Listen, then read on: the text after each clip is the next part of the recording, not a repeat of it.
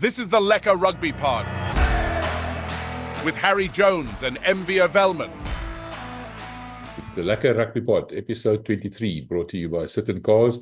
Harry, you've put about a bit of a teaser, but we've got some exciting things lined up coming soon on our channel. Tell us a bit more about that. What I say, give the people what they want.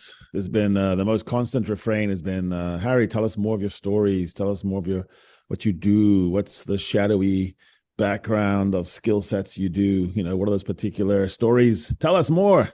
So what we've decided to do, in our infinite wisdom, and we'll see if it works, is have confessions. You know, it's almost like I'm going into the rugby confessional on a Sunday, because that's when we confess.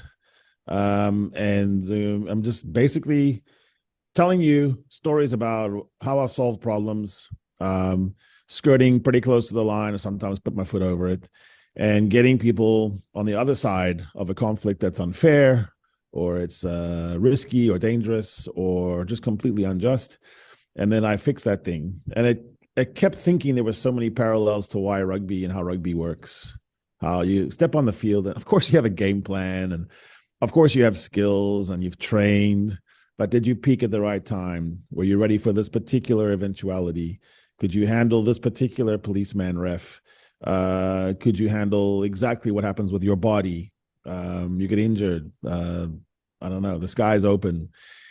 And it's just so much like life. And so what we're going to do is just a series of, these 15-minute-ish vignettes about, the hairy life that I live, and then put those into a rugby context, because to be honest, I solve all my problems tapping into the things I've done in life, which is so much suffused with rugby.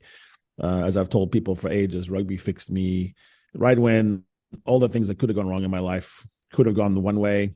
Rugby was sort of there saying, no, come do that here. And rugby is crime pardoned.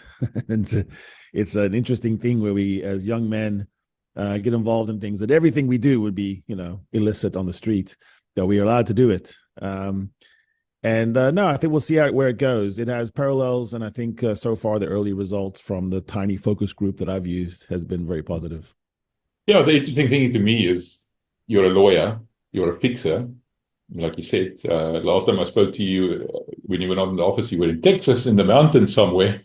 People started wondering, and I was wondering, how on earth do you get to correlate that to rugby? And I've watched the video now, and I tell you what, you've drawn a pretty clear line there. So I can't wait for it.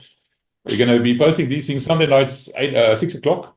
So make sure you don't miss it. And we'll actually put it as a premiere, so people will be able to talk to you while that video starts playing. You'll be available Sunday night, 6 o'clock. So somewhere mid-morning, I suppose, in America. We're looking forward to that. Yeah, I'll be in Australia, actually. So it's even more complicated. I forgot but about time that. Sleep is for wankers. I'll be ready. Have you figured out what you're going to be battering Razor with at the press conference? I've proposed about 10 questions. I really want to ask him about how it's different. One of the big things about New Zealand is they always seemed ahead. They were always 2 steps ahead of everyone. And that's not true anymore. So I'm almost wondering about culture coaches and strategy coaches. And then Andy Farrell, I think, is a bit of both. And then some people rely heavily on culture. I'm just going to get you to play your best on that day, get the best players I can, be the fittest we can, the most accountable. And other coaches are much more into the actual plays, the tactics of it all. And usually you find the tactics people on the assistant coach level, and you find the culture guy at the top, the one who sets it and set standards. And so I'm fascinated by Razor, because I've always seen him as someone who was out there, kind of, I guess he portrays himself as that young, but he's not really that innovative. It turns out that he's more of a culture coach, and maybe that works on a club level better than on the test level. We're about to see. Yeah. Well, the interesting thing about Razor is the fact that his opposing number here in South Africa is Rassie, of course. And you and I are going to talk about Rassie now in terms of what we can expect going to Argentina. And I wanted to start this way. Argentina whipped Australia. And just after we all thought we saw a little bit of, a few green shoots coming through, it's looking better, the team's starting to gel, they won their first match in Argentina, only to get completely annihilated the next weekend. So if you were Rassie, starting like that, going up against Argentina, what would you expect Argentina to focus on when they try to outplay us. What do you think Russ is going to see the things that he has to shore up a bit to be able to counter Argentina? Yeah, in some ways, this is one of the most interesting tests in the whole year because Rassie's playing, with a good hand, full deck, has lots of options. He doesn't have to view this as a must-win. He prefers to win. Every Bok coach wants to win every match. But you know what I mean. You can take the foot off. You can do some experimentation. You can use a test to look at someone and in a contrived set of artificial pressures that are, you can heat up yourself. You can say, don't let us down. We're about to win. The top guys that we left at home, Peter Steff, is taking a rest. So we're giving it to you, Ben Jason. You stuffed up once, you had a great game, bad game. Where are you? And so I think there's interesting facets here. And part of that is occasioned by the reality that the Boks have an injury crisis at lock. And the lock shortage creates a vortex, of a storm almost, where everything else has to change. You wouldn't really worry too much about the prop stocks. And particularly, and I'll put this as the overall template, Argentina is weakest where we're strongest. And right now, they are set and strong where we're a little bit question mark for this game. Not just, probably not if we had all our top guys there, but I mean, if we have the people unavailable that we have right now, it sets up almost deliciously for Rassie and his coaches to see how good the backup 12 is, how good the backup blindside is. So the Boks are traditionally 3 deep now on front rows. Argentina, besides their hookers, are really weak at prop. They're handy around the park, but they're really bad at scrummaging. They gave up and surrendered and capitulated to Australia in the scrums. If the second match had been all about scrums, there would have been a different result. The All Blacks beat them by getting back into scrums. No scrums in the first one they lost. Plenty of scrums, and they capitulated. So in a way, Rassie will learn the least if it just turns into a scrum war because it'll be very predictable what will happen. But however, in the lineouts, there is a possibility on the back 5 because Argentina plays very much like the French where loosies are lifted sometimes by locks and vice versa. They also play like the French and old school Springboks in that the flanks are just a left and right flank. There's not really a blind side and an open side. There's not a designated open sider. But if you look at the back 5 that Argentina can put on the field for an hour, Lavanini, Guido Petti, Pablo Matera, Marcos Kremer, and Juan Martin Gonzalez. That's a very tidy back 5. That is a back 5 that is a World Cup semifinal back 5. Like it compares very well with anyone else back 5. And they have obviously 2 very good hookers. They just have this one frailty at prop. So I would think Rassie, in his complicated brain, almost is praying that it's not too much of a scrum, because he actually wants to see what it looks like. Who are my locks besides Eben? If I don't have Archie, I don't have Klein, and I don't have Mostert. That's the great, instead of a lock crisis, probably Rassie thinks of it as the great locking examination of 2024. Where are we on there? I always thought all along with my Stormer brain that Ruan van Heerden was going to be in the mix, but it turns out your boy, I had the wrong Ruan. Ruben van Heerden. Ruben van Heerden. Oh yeah, sorry. So, and I always thought that van Heerden was my guy, and then it turns out that Nortje is, and he staked a claim. You could even argue that right now with his 4 caps, that he's actually taken a step ahead of some people. It's not altogether clear that when Sous comes back at age 33 with that's a pretty bad injury to sustain, that he'll just waltz right back in. For years, Mostert was kind of like the fix-it bench guy. You could always rely on him to come in on the bomb squad. And so, we don't know how that looks. There's other players that have come and gone. I think Salman Murat is someone they look at as a long-term project, but he's really been underwhelming. And and then there's been token attempts to enlist other people. One thing that the Bok coaches have done is sort of used tall flanks as locks. So, that's the most fascinating thing is the back 5 versus the back 5. There is an infinite possibility. We're just going to have to wait for our friend from Report to tell us who they're going to pick. Yeah. But there is no way to predict what numbers 4, 5, 6, 7, 8 actually look like, because depending on what they want to prove, what they want to find, and how they want to constitute the bomb squad, all guesses. Do you want to sell your car? We'll buy it quickly and easily. We'll make instant payment after fast valuation at unbeatable prices. Get a great offer and sell your car today. Sithen Cars, the better way to buy and sell cars. All right, so let's guess. He said we can't, but let's do it anyway. The first thing is, you just said Argentina is going to try and avoid scrumming. So which means no use for us going for a hefty pack or hefty, locks and everything. Not that we have that many available anyway. So we're going to want to be mobile. I was of the opinion that neither Sia or Eben is going to play. They're going to just be there for a bit of a mentorship and leadership off the field more than anything else. So Murat's basically only number 4 lock over there, and then maybe Ruan, or maybe Nicholas Janssen van Rensburg. That's another bit of a bold tip, don't you think? What do you think, those two are an option, or which one of those two would you see as the locking pair to start with? Yeah, unlike flanks, with locks, we always start with set piece. So we wonder who's going to call my line out and who's going to man the scrum. Trying to pair Nico, who actually plays at Montpellier mostly on the flank, with Ruan, who's a willowy kind of lock. He's not that meaty. Seems to be a problem. So I wonder if they might want to not ever have both of those guys on as the second row at the same time, but instead use one of the two as the bomb squad line out caller, and the one as a starter. And maybe they're going to say to Ruan, kind of think of yourself right now as the continuity, the starter, the incumbent, and then bring Nico off the bench. That seems to make more sense. Interestingly, a lot of the Argentine players play in the French league, so they will have known Nico, and they will have actually quite a bit of respect for him.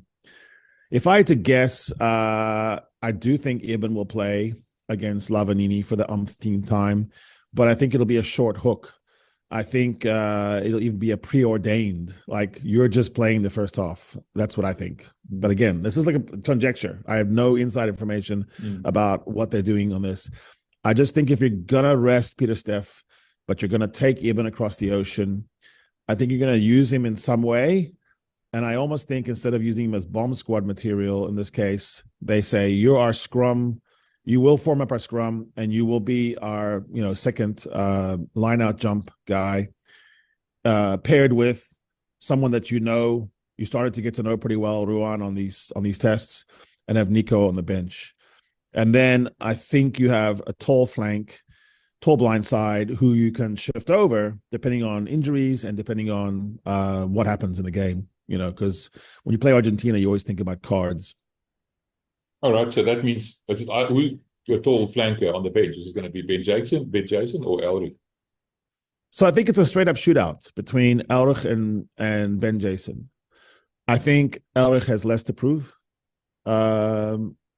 On the other hand, every single time he's been on the field, the score has gone the Boks way.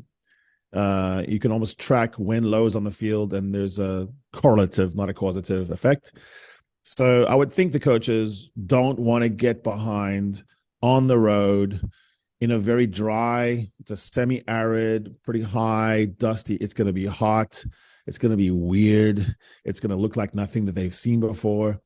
Elrich seems to be, that guy who's unflappable. So we've already seen that Ben Jason, for all of his engineering brain and analytical, he can get a little caught up in the motion. So maybe he's best off the bench when you might have to chase it, or you just want to bring someone on who, when the game is open, has good hands and good skill. So I would stack it, Eben, Ruan, Elrich on the 4-5-6, with the ability of Lowe to shift over if needed. Nico off the bench to call lineouts, so you have an ability to swap 2 and 2, and then you have infinite possibilities on the bench to replace Lucy's. That always gets back into the 5-3, 6-1, 7-1. So we don't know what that is either. But if I start out with Etzebeth and Nortje and Lowe, then my choices on open side and 8 become a little bit easier as well. You're putting low at 6. Did I hear you correctly? I think so. I think I put him at 6, and I think the reason why I do that is because the Argentine Lucy trio is the best feature of their whole team, except for the midfield. So if you looked at the most danger men, you would say it's Pablo Matera has the ability sometimes to take over an entire match. At times, he's one of the best players in the world. Marcus Kremer is very limited, but that's where we could get the edge. I think you say to Low, outplay Marcos, because he's mostly a tackle guy, and he's mostly a ruck cleaner. He's not very good in the carry. I also think there's a potential speed problem here. Juan Martin Gonzalez is one of the quickest forwards in World Rugby. So I think that on the Boks side, it's going to have to be quick. And if the slowest Lucy is Low, you're pretty quick. Okay, but then that begs the question, who goes in at 7? I think we're going to see some fun and games here. Something tells me that Kwacha might get some look in as well. So I haven't sat down and really done the permutations, but if I think about it and I look across who needs to prove something, you might see Marco van Staden. You might see Ben Jason on the field at the same time as Elrich. But I think they're going to want to have an all-action work rate, loose trio, and probably it's going to be early hooks. I think instead of going 55, it's going to be 40-40 for a lot of these guys. I could see a bomb squad coming on pretty early. What I don't know, and I've got zero information about, is whether we think it's a good idea against the Pumas to go with a 7-1 or 6-2. I have no idea.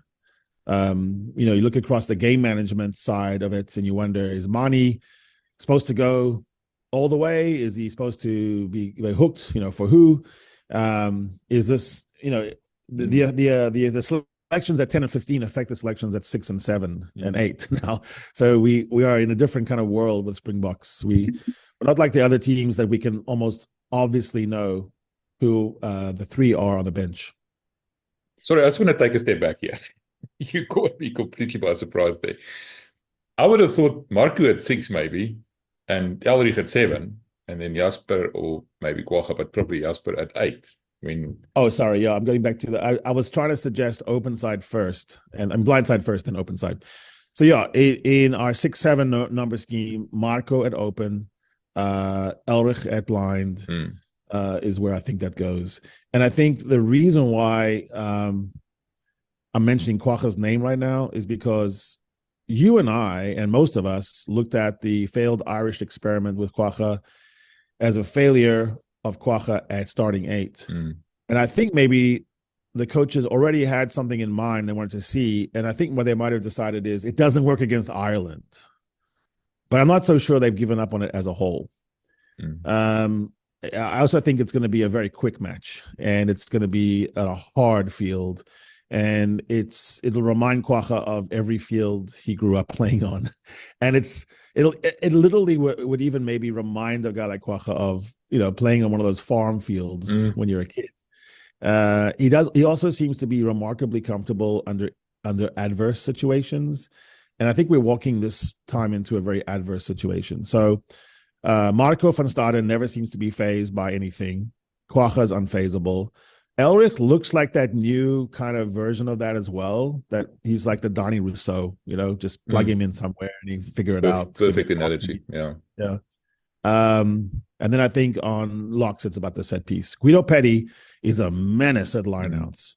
He gets up really quickly. He's easy to lift. He's not as tall as the other locks. He's more of an athletic, long-armed flank, but he's so good and cat-like.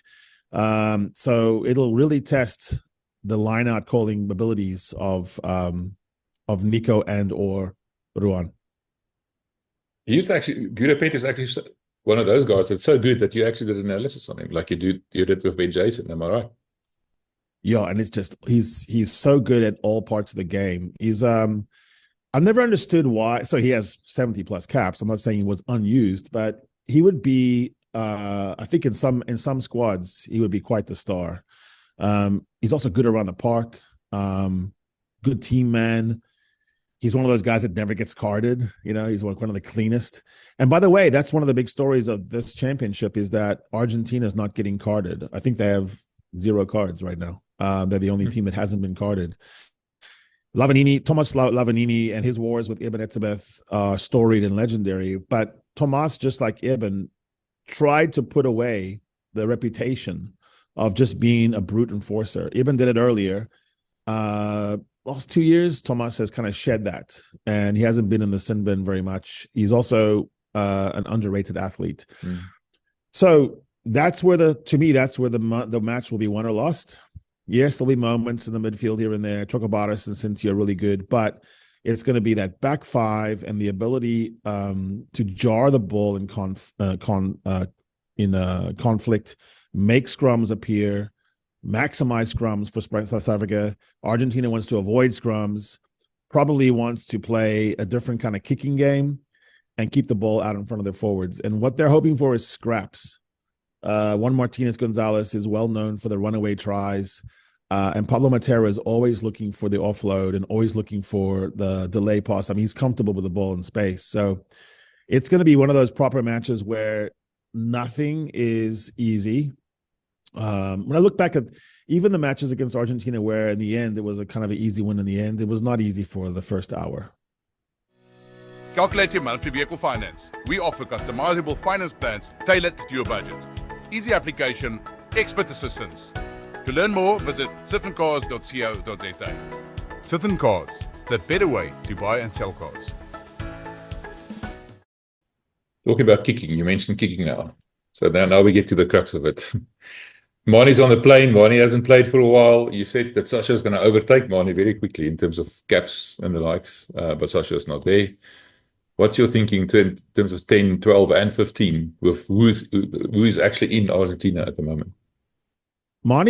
This is a big moment for Manie. Manie has 16 caps. He's 27 years old. That age profile and cap profile, it's either going to steer you into the perpetual third string guy, the player number 34, or he's going to wrest back control of a jersey that used to be considered possibly his. Now he's really fighting for, am I still relevant? Am I the guy that they use when they're resting the top guys, or they want to see something different? So, there's nothing sad or insulting about that. That's just professional test rugby. Manie has to decide. He has to decide how much he wants it. An overused phrase, but in this case, I think it's apt because it's all been about the psychology and the mentals. It's never been about ability for Manie Libbok. Never. And every time he went to a club and it didn't work out or it did work out, it was about what do they call it? Self-mastery, where you are able to control yourself, your thoughts, to feed yourself positive thoughts at the moment of crisis, of the big match, sort of the Franz Steyn type, just messes around in practice, eats too many burgers, but then on game time, wants the ball, bangs the ball over, kicks, 10 seconds into the shot clock instead of 1 minute and 29. Manie's got to figure out that part of his game. If there's a place that is more intimidating to kick in for Poles, I don't know where it is besides Argentina. I mean, I'm not going to paint with a broad brush, but there have been people in those Argentine stadiums that have been lasering people's eyes. It's more of a football culture, sometimes in background. So, I mean, all stadiums now are booing kickers more and making more noise, but they are really good. I was at a game in Saint Etienne between Samoa and Argentina. I couldn't believe the spirit of the Argentinian fans. They just go. They never stop. Argentina versus Japan was one of the loudest matches in the World Cup. It's going to be it's a 30,000 person stadium. It's about 3 years old. It was designed for football. It's going to be loud. And so Manie Libbok is going to have pressure from the situation, pressure from history, pressure from the feeling that he's getting overlooked or leapfrogged. and pressure from a crowd that knows how to make kickers miss. Oh, I was just going to expand that a little bit more. Manie, to me, is extremely talented enough. Before we get crucified again, he's there on merit and everything else. We're not disputing his talent. But he's got a bit of to me, a bit of a mental challenge sometimes. And that's because, like you said, now he's number 3 at the Springbok suddenly. And he started the World Cup last year as the number 1 fly-off because Pollard wasn't there.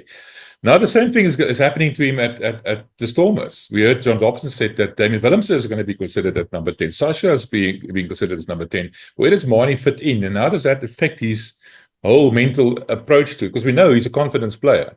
He does well. Loftus. Well, there you go. He's going to Loftus. There you go. To Manie. There's no way for Manie to stay in Cape Town. There's no way.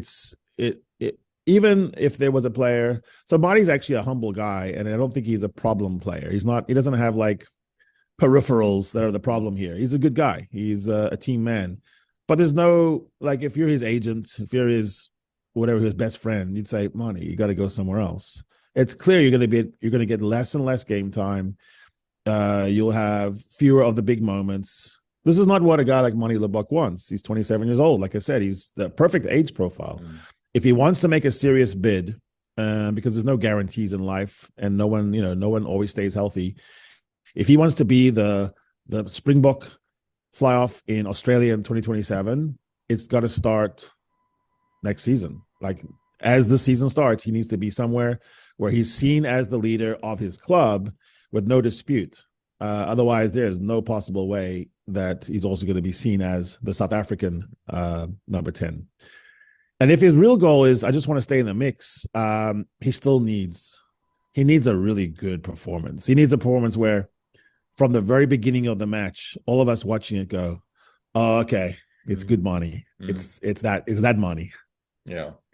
I want to talk to you about 15, but briefly, very quickly, you spoke to somebody in Argentina about the field that they're playing. You mentioned it 30 years old and everything, but just tell us about the conditions there, because that seems to be. We're wondering whether it was done on purpose to make it as hostile as you can possibly get in terms of what Argentina has to offer for rugby. What did the guy tell you about the stadium? Yeah, I said, what's the comparison? Like, in South Africa, he didn't know enough about South Africa. I said, so what about in the US? And he knew that. And he said it was like playing in, where was it? Utah or somewhere, or I don't know, Montana, somewhere there's no people. There's not any people there. It's not a major city. I think it's the 13th largest town. So, like, think of the 13th largest city in South Africa and put a big rugby match there. It's a big rugby match for them because, we're looking at it as a potential obstacle, stepping stone, whatever. They're looking at it as the big one. But what if they still could win the Rugby Championship? If they win in round 5, the whole narrative shifts. Then they're playing for the championship in South Africa against the team that they actually look up to the most. They almost worship. It was South Africans who went over to Argentina in 1920, 1930 and deepened the knowledge of rugby. It was South Africa that played the South American, pan South American teams, and Hugo Porta made his name. So for them, it's huge. They put the game in a place that no one knows. It's called the mother of all cities, apparently because it's one of the first places where Spanish explorers made a city. So it's just a very old place that never grew. It never grew because it didn't have any rain, and there was nothing else under the ground that made it rich. So it just kind of been stuck there. It's near Tucumán. We all are familiar with Tucumán if you're a Bok fan. It's about, I think, 180, maybe 80, 100 Ks beyond Tucumán, but it goes into the world where there is very little entertainment. It's not like a place known for bars and restaurants. It's a quiet, sleepy burg. And so there's one theory about that, was that they wanted to get that stadium in the rotation before and didn't. And since Argentina has promised all of its provinces and all of its towns that play rugby that they're going to be there, they just were fulfilling a promise that would have been fulfilled in 2021 or 2022, but COVID intervened and so forth. The other theory is, yes, that's probably true, but also they had an option to shift it, but they like the idea of taking the Springboks, who traditionally were bad travelers and liked routines and liked to play in places they played before, and take them to a place that no one's ever played at. They might have had one game there before, but not against Springboks. I think that's probably true. I think it's a blend of those two reasons, and it's an attempt to put a guy like Manie REALLY, for example, off his game. Just everything you look at's different. The sight lines are not like a proper rugby stadium. And rugby players are really superstitious and ritualistic people, especially kickers.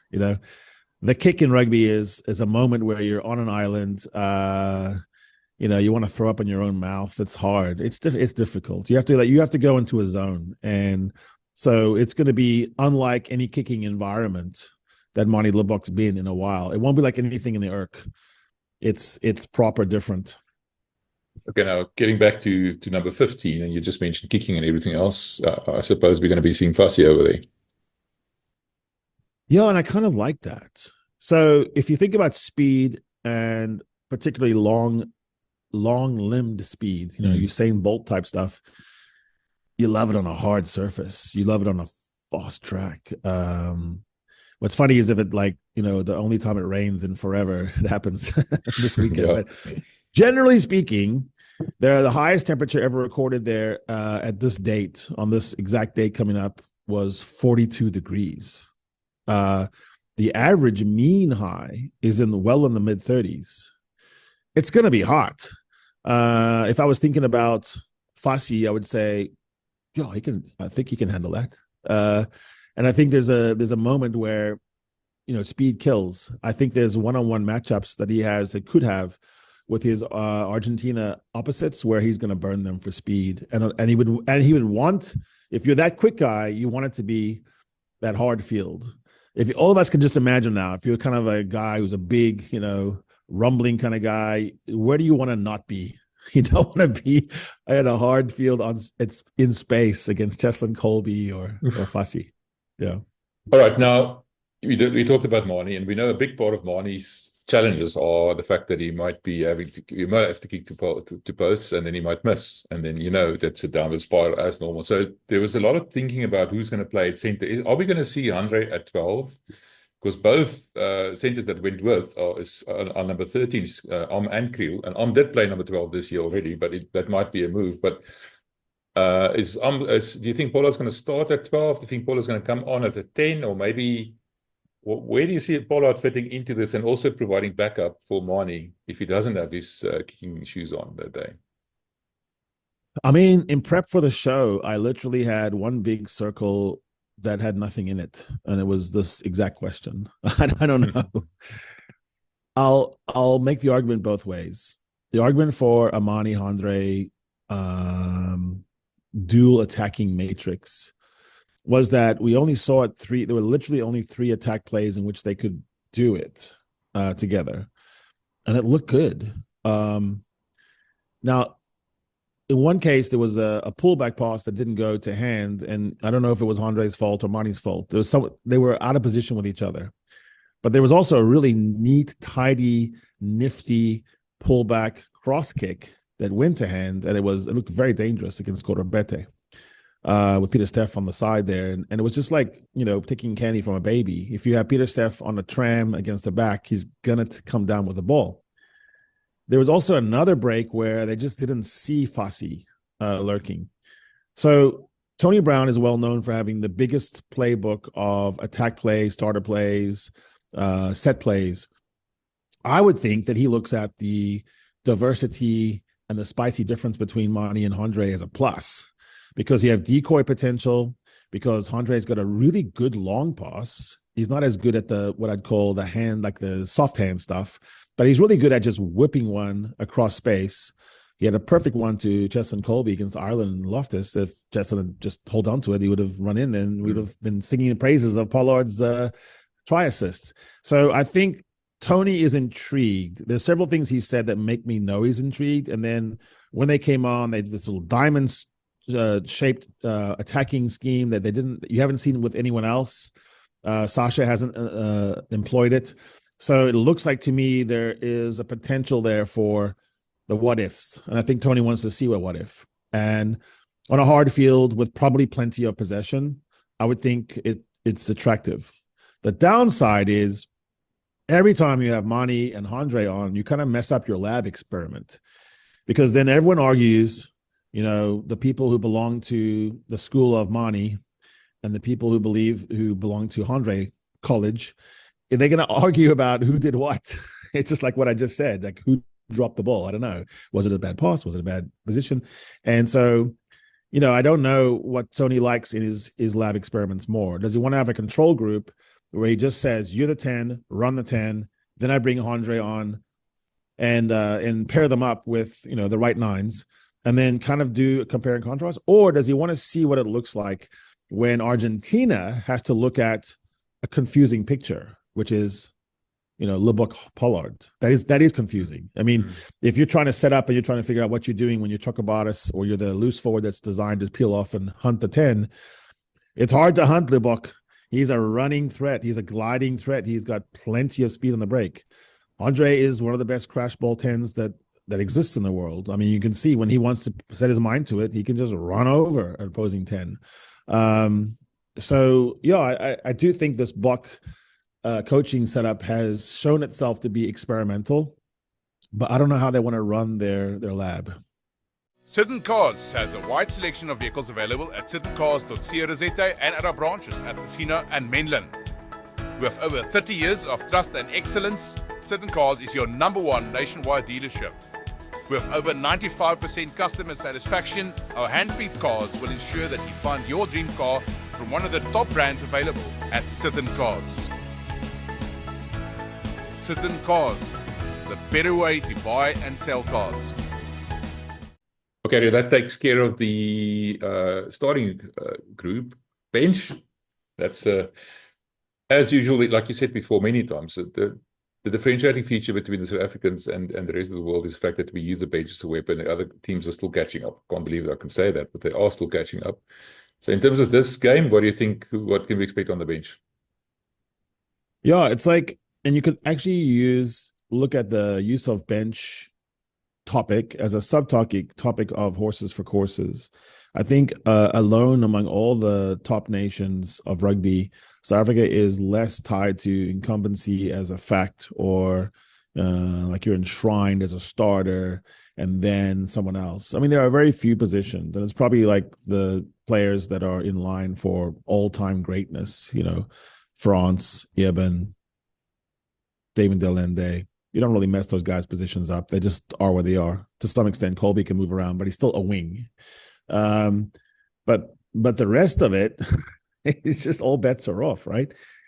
Depending on how they see the game going. So if it's a dry, hard field on a high field, far from home, it is one of those times you don't want to risk going 7-1. It's just easier for backs to get hurt in the high collision, super aerials, hard ground. It's just one of those places where backs get hurt. And so I don't think you go into this game with a 7-1. Do you go 6-2? Possibly, but a lot of that depends on where Pollard plays. So if Pollard's on the field already, and all you're doing is shifting him over to 10 at minute 60, then, it shortens your bench needs. I'd have to think that one thing they want to give some players is redemption chances. So Morne van den Berg is on the list. You have some other players that just need time. They just need some minutes because they're back from injury and you need to see them more. So these are all players in how they constitute the bench.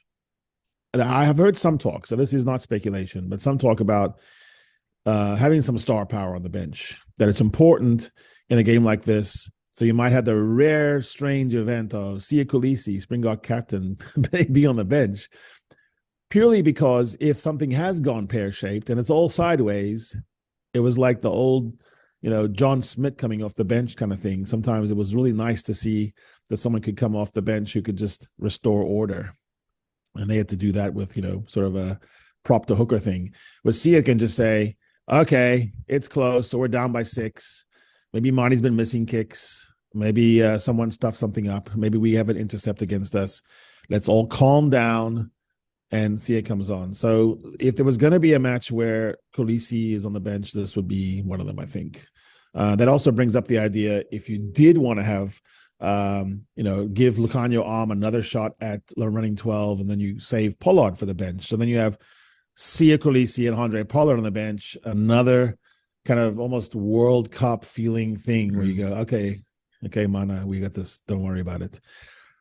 It's because we cannot really nail down exactly how they're going to play, the configuration of the bench, and who they're going to use to solve the lock crisis, and therefore the blind side. Oh, I don't know. I feel like I'm just making stuff up when I predict the bench this week. Yeah, because you don't know what the rest of the team's going to look like. I'm starting to, because everything is sort of interdependent kind of a thing. I'm just thinking they mustn't overplay sort of Kriel and Kolisi. Sorry to interrupt you. Yeah, I don't think they want to do too many experiments at once. That's all I'll say. I don't think they've shown. I think they've learned that that's not good, but I can see them doing a couple. Yeah, the thing is now, does Rassie want to win this weekend and win the championship this weekend, or is he going to be okay by sort of laying it all on the line in Nelspruit? That's typically a good hunting ground for the Springboks. But I mean, I would think they would want to put it to bed now. Experiment a little bit, but still make sure that we can win it. Yeah. Bring a strong bench on afterwards, like you said, with a bit of a World Cup flavor. Depending on who starts, I think that's where we go. I'm going to ask you something that we skipped a bit in terms of Manie's support. The number 9 that starts with Manie, if Manie starts, then who's going to be? Is it Kobus or Mornay or Jaden? It feels like Kobus will get some game time. He kind of got shuffled out a little bit there and wasn't able to get on the field for that big test in Cape Town, but looked like he was fit enough.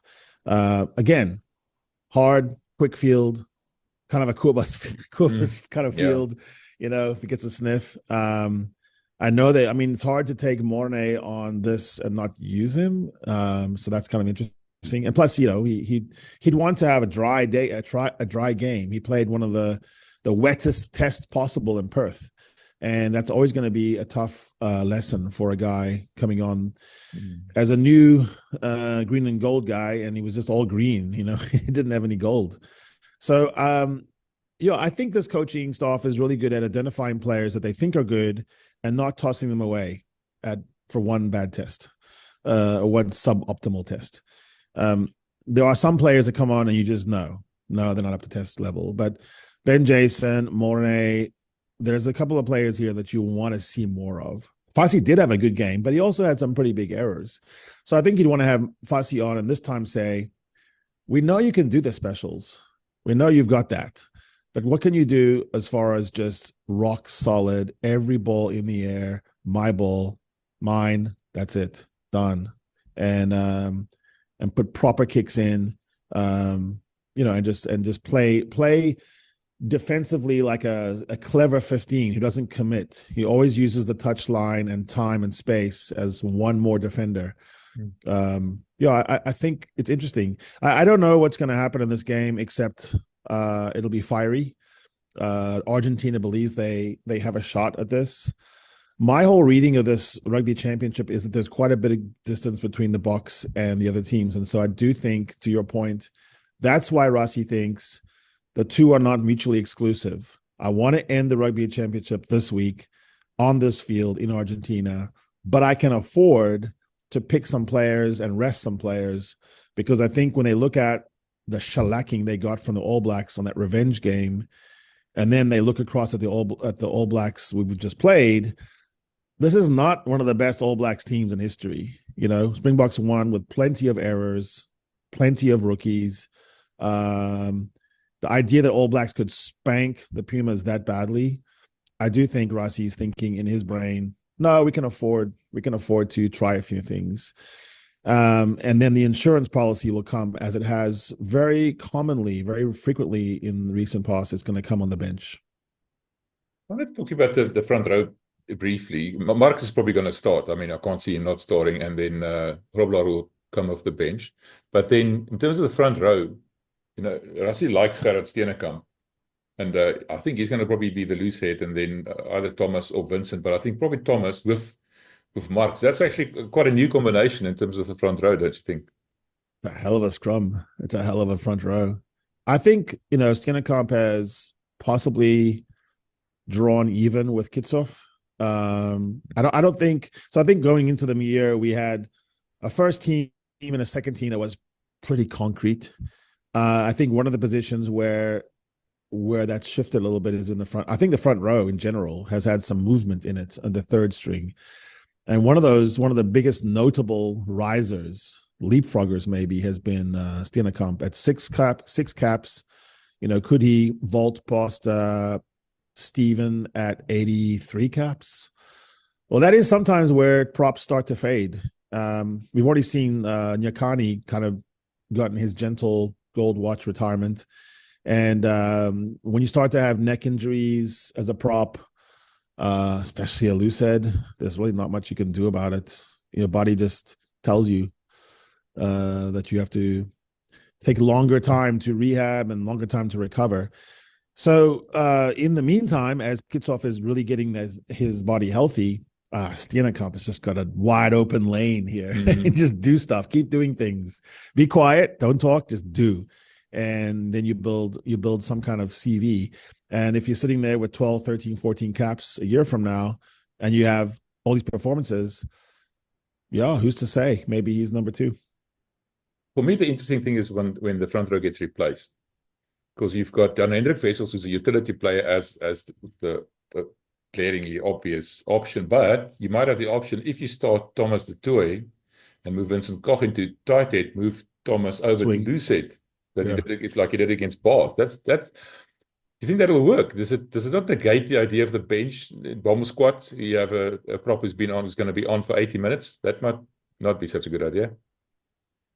Yeah, again, we're back to the idea of this experiment, the lab. If you have almost too much variables, it's difficult to figure out what you're trying to experiment. Like, what is the thesis? What's the hypothesis here?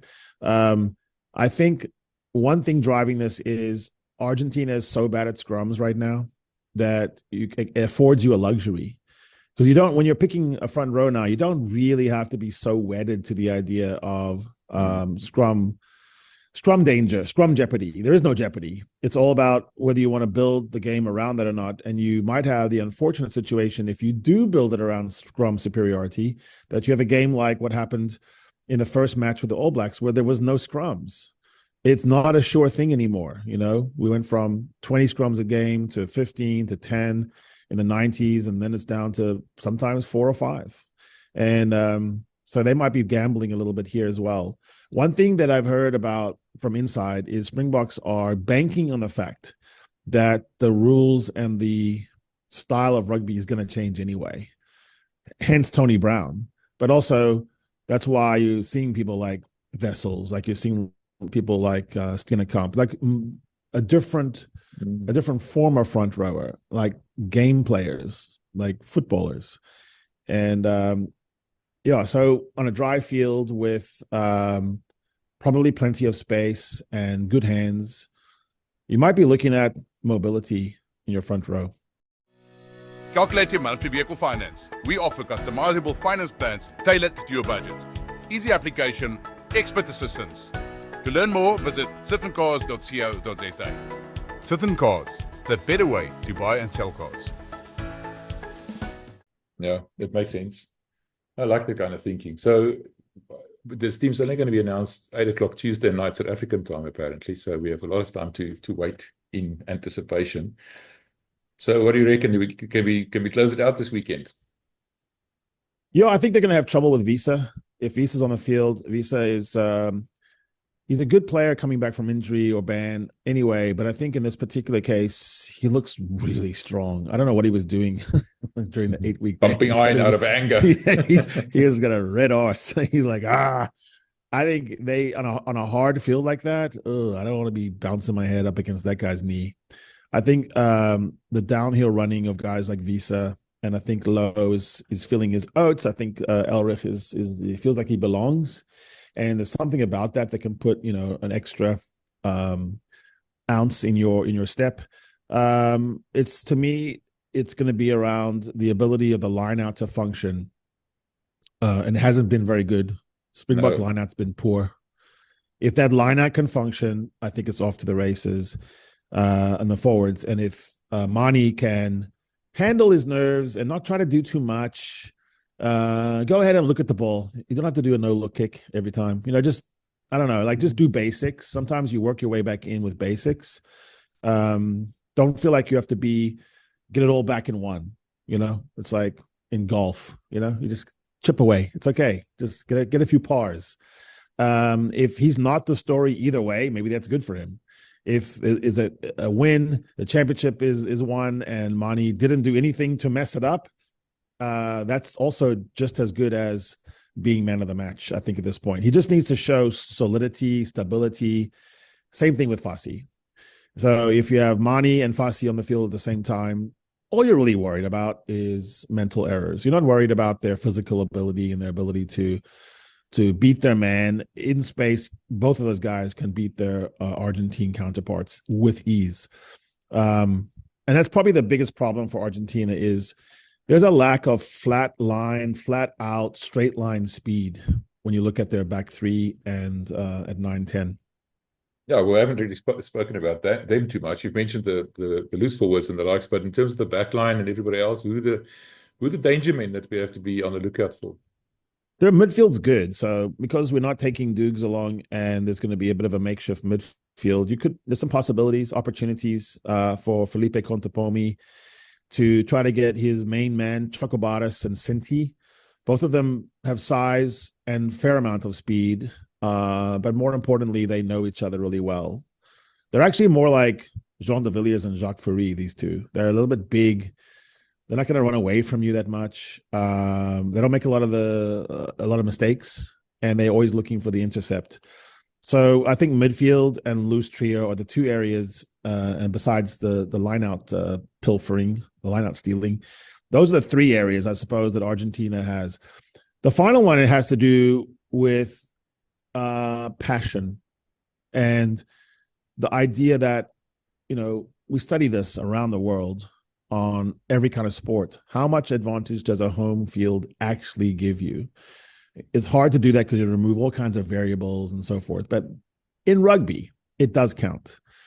In rugby, it counts because typically referees, not because they're trying to, and not because they're incompetent, but just because the way our complicated refereeing thing works around rucks is whoever's playing downhill tends to get the calls, and whoever is stemming the tide gets pinged.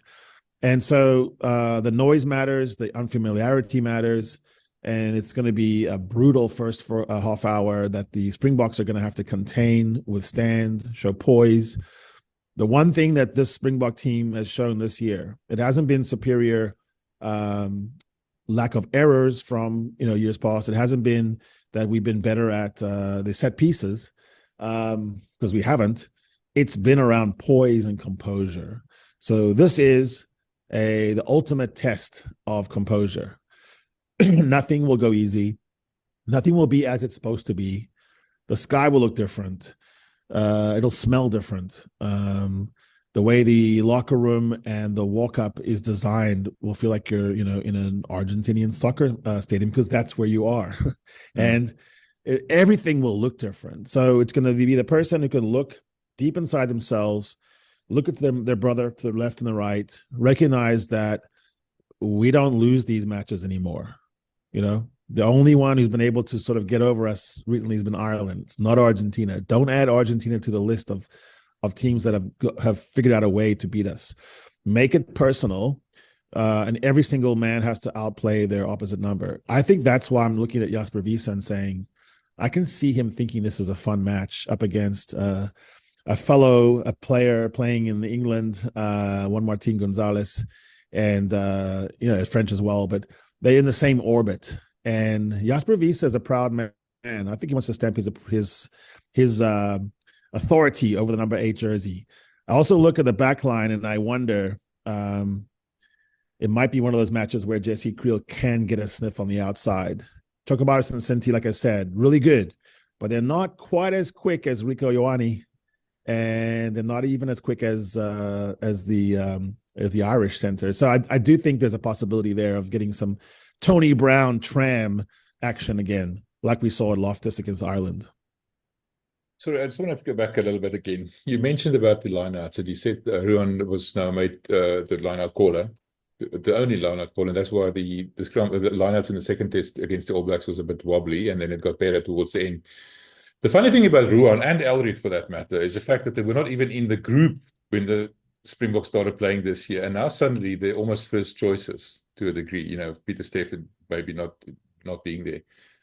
Do you think Rassie almost kind of realized? I know he was forced with Ruan of Kier, for example, because Franco got injured and everybody else, but the fact that he can change his mind, if I can call it that. You know, I had these guys in mind, like Evan Roos, and now I don't like him anymore for whatever reason, or maybe something else happened. Now I'm going to go to Elrich. I like the fact that Rassie is sort of flexible in that sense, or am I reading too much into it? I noticed that about his personality too. I think it's one of the reasons why a quick study, a shallow profile of Rassie doesn't work, because I don't think, like, for example, there are people outside South Africa that see Rassie as an old school version of old school guys that they grew up kind of not liking, and like it couldn't be more different in terms of brotherhood, race, innovation, transformation, progression. Like, we know that, so like that's just obvious, right? We also know that he didn't come from the, you know, posh, you know, cherry plum top school environment where everything was just so. I mean, yeah, he has his own kind of hard knuckle, hard story of childhood. I think this is another example. He doesn't really get stuck on favorites.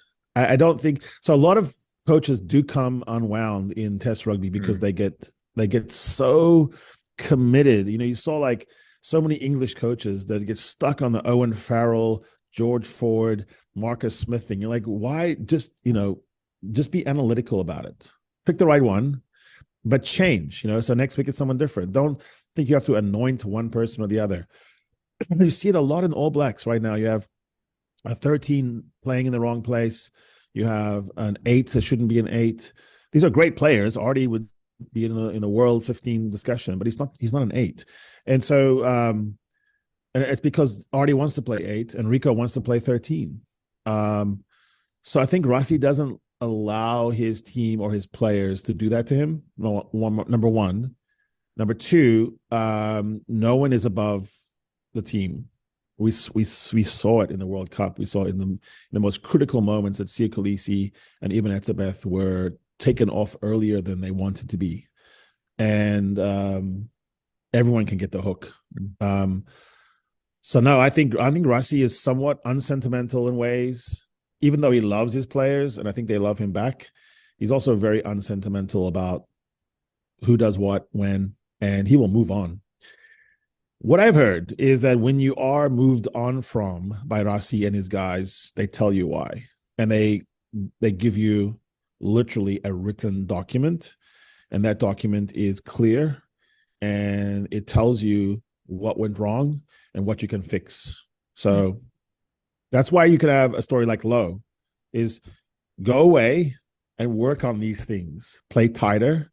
I want to see you even artificially play within these constructs. You know, don't get any wider than the shadow of the poles. Like, stay in the poles basically, and do that for a while, and then you come back in. And look how well it worked. Yeah, the interesting thing about Elrich is that actually he played 7 for the Bulls, but he's been playing 8 for the Springboks. You know, that written document there's a bit of a conflict. And an interesting thing that we realized the other day when we spoke to Jake at the Bulls prize giving is the fact that you had no advance notice about Jan Hendrik, for example, being moved to prop, or Elrich being moved to 8. They just read it when we read it. That's a bit of a funny thing, don't you think? Yeah, that's really interesting. Like in New Zealand, the national coach coordinates far more with the provincial clubs, and they put requests in that I think have to be obeyed, because NZRU kind of controls, is the paymaster, is much more centralized. Similar in Ireland is that kind of prescriptive. However, recently in 2024, both in Loftus and Durban, we saw players playing in positions that Leinster or Munster hadn't used them in. So I think we're looking at sort of a evolution of that. Test coaches, they just see different things in different players. Also, there's a game style that might be at the Stormers that doesn't really translate. So that's why you might see Sasha being used in different ways by Western Province or Stormers. And then at the top level, I think you can see that I think Rassie and co think of him as a 10, and they want him as a 10, and they want his mind as a 10. They don't just want it to be, the impact player or the Willemse kind of 15. They want to really create a 10. So that's an example of the test level doing something that then the provincial coach sort of follows along, because I think up until that was clear, Dabo was using Sasha all across the back line. So it was almost like we're going to have Willemse number 2. I want to stay back with Elrich, because if that argument's holds water, then the Bulls must use him at 8. But at 8, you've got Cameron Hanekom. So it's a bit of a conflict there. I mean, I hear what Rassie is saying and what Jake is saying, but I mean, at one stage you're going to start, talking past each other or working against each other, almost, if I can say it like that. It doesn't really make that much sense to me. And Hanekom is in exceptional form, I must be honest. I think he's probably going to play Nelspruit, if you ask me. Yeah, I think so too. I don't know. Can you see?